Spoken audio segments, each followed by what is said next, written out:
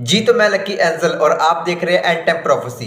ये एक न्यूज है ये जिसमें लिखा है scientist developed a new tiny soluble bio battery that could provide for a century or more. आप भी सोच रहे होंगे क्या क्या जरूरत पड़ी है कि इंसान को एक कैप्सूल की तरह बनी बैटरी को ले ले और उसके अंदर करंट जाता रहे और वो उसके अंदर 100 साल तक रहे। इंसान चाहे 40 साल में मर जाए, 50 साल में मर जाए, लेकिन ये बैटरी 100 साल तक खराब नहीं होने वाली। तो क्या ये साइंसदान पागल हो चुके हैं? इनको क्या जरूरत पड़ी है कि एक ऐसी बैटरी बनाने की जिसको इंसान अपने अंदर रख ले? इसकी मेन रीजन ये है कि इन्होंने फोर्थ इंडस्ट्रियल रेवोल्यूशन के अंदर इस तरह के स्मार्टफोन डिवाइसेस बनाने हैं जो हमारे पास नहीं होंगे, वो बिल्कुल हमारी बॉडी के साथ अटैच्ड होंगे। दैट मीन्स इंसान खुद चलता फिरता स्मार्टफोन होगा। आपको याद होगा मैट्रिक्स मूवी का ये सीन अक्सर मैं आपको दिखाता रहता हूँ कि कैसे ये इंसान बोलता है कि मैट्रिक्स का मेन मकसद है इंसान को बैटरी के अंदर तब्दील करना। तो आपके सामने साइंसदानों ने इंसान को बैटरी के अंदर तब्दील करने के लिए, चलती फिरती बैटरी बनाने के लिए ये आविष्कार कर लिया है जो 1 सेंचुरी मतलब 100 साल तक या उससे ज्यादा इंसान के अंदर पावर देती रहेगी। इससे ये लोग हासिल क्या करना चाहते हैं वो मैं आपको आगे चल के बताता हूँ, लेकिन उससे पहले मैं आपको एक क्लिप दिखाना चाहता हूँ जिसके अंदर नोकिया के सीईओ वर्ल्ड इकोनॉमिक फोरम पर जाकर क्या बोलते हैं। आप जरा ये क्लिप सुने।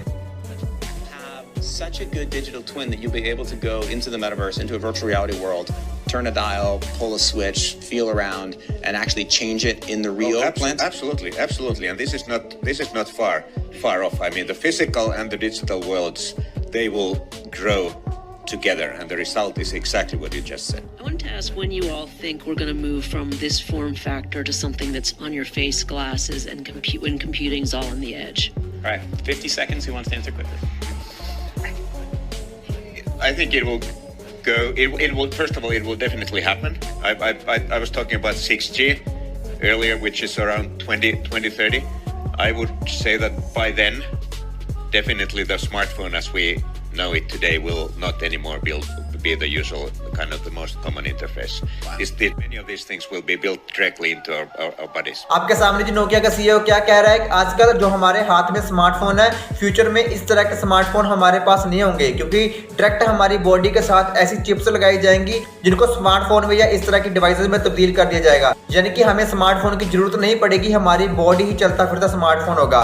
जाहिर सी बात है, अगर एक स्मार्टफोन होगा तो स्मार्टफोन को चलाने के लिए एक बैटरी की जरूरत होगी और उसको चार्ज करने की जरूरत होगी।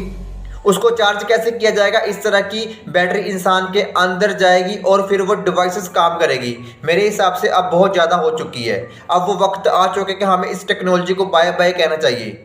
जी हाँ, ये टेक्नोलॉजी नहीं रुकने वाली, हमें खुद को इससे पीछे छुड़ाना पड़ेगा, हमें खुद ही इससे अलहदा होना पड़ेगा। वो इंसान कैसे होगा वो मैं आपको आगे चल के बताता हूँ, लेकिन उससे पहले मैं आपको ये दिखाना चाहता हूँ कि वर्ल्ड इकोनॉमिक फोरम का सीईओ क्लॉथ शॉब जो फोर्थ इंडस्ट्रियल रेवोल्यूशन के बारे में क्या कहता है। आप जरा ये क्लिप देखिए।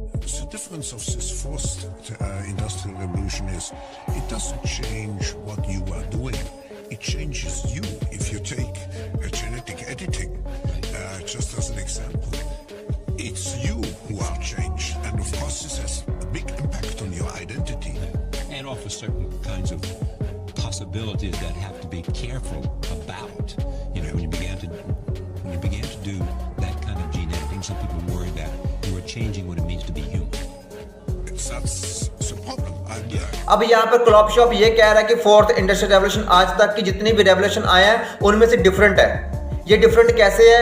क्योंकि आज जो आप कर रहे हैं वह तब्दील नहीं होगा बल्कि ये आपको तब्दील कर देंगे। फॉर एग्जांपल जेनेटिकली एडिटिंग, यानी कि इंसान के डीएनए की एडिटिंग की जाएगी, जो उसके अंदर मेन चीजें उसको मिटा देना चाहते हैं। वो मेन चीज है इंसान की फ्री विल। आपको याद होगा मैंने आपको वीडियो बनाकर बताया था कि युहाल नोहा हरारी कह चुका है कि इंसान अब हैकेबल एनिमल बन जाएंगे, यानी कि इंसान को आसानी से हैक किया जा सकेगा डीएनए एडिट करके। ये हमारी फ्री विल को क्यों छीनना चाहते हैं? ये हमारी मर्जी को क्यों छीनना चाहते हैं? अगर आज से हमें कुछ करने के लिए कहते हैं तो हमारी मर्जी हम करें या ना करें, लेकिन ये उसी चीज को खत्म कर देना चाहते हैं, उसे डिलीट कर देना चाहते हैं कि हम आगे से कोई सवाल ना कर सके।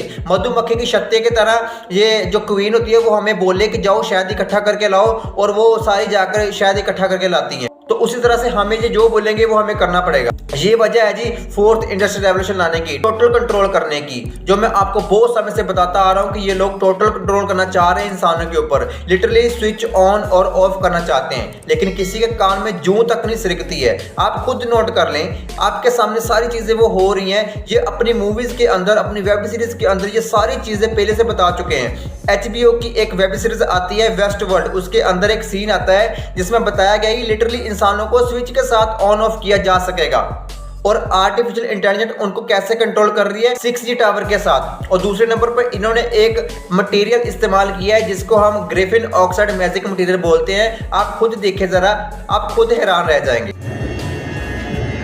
Some kind of parasite.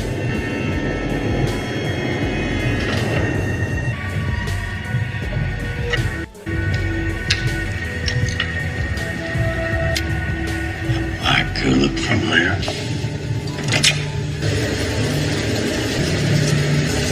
They're infecting the flies with it.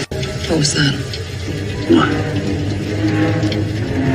You can't hear it.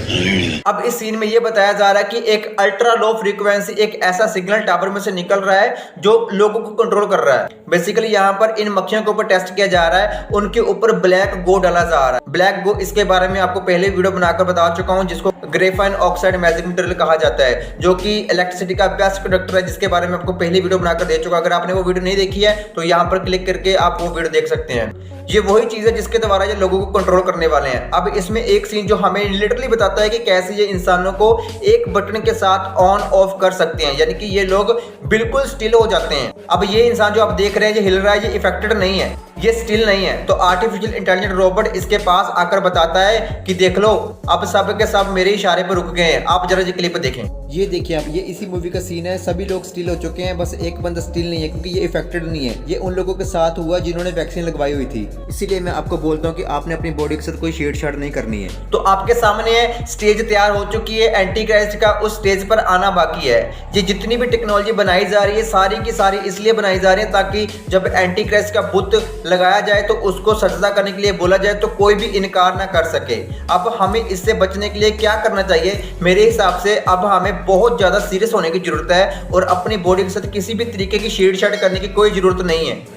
ये लोग इंसानों को बहुत ज़्यादा कन्विंस करेंगे, अब आपकी बॉडी को कुछ नहीं होगा, आपको कोई नुकसान नहीं होगा, आप ये चीज़ लगवा लें, ये करवा लें। आपको बहुत सारे सेलिब्रिटी, बहुत सारे बड़े बड़े पॉलिटिशियंस ये टेक्नोलॉजी इस्तेमाल करते हुए दिखाए जाएंगे कि देखो जी वो भी तो इस्तेमाल कर रहे हैं, आप भी करो, उनको कौन सा कुछ हो रहा है तो आपको कौन सा कुछ होने वाला है। तो इस टेक्नोलॉजी की सारी मार्केटिंग इस तरह से की जाएगी, लेकिन आपने मजबूत रहना है, आपने इस तरह की चीज़ों का इस्तेमाल नहीं करना है, क्योंकि अगर एक बार ये चीज़ आपकी बॉडी के अंदर चलेगी तो इसको निकालना पॉसिबल नहीं है।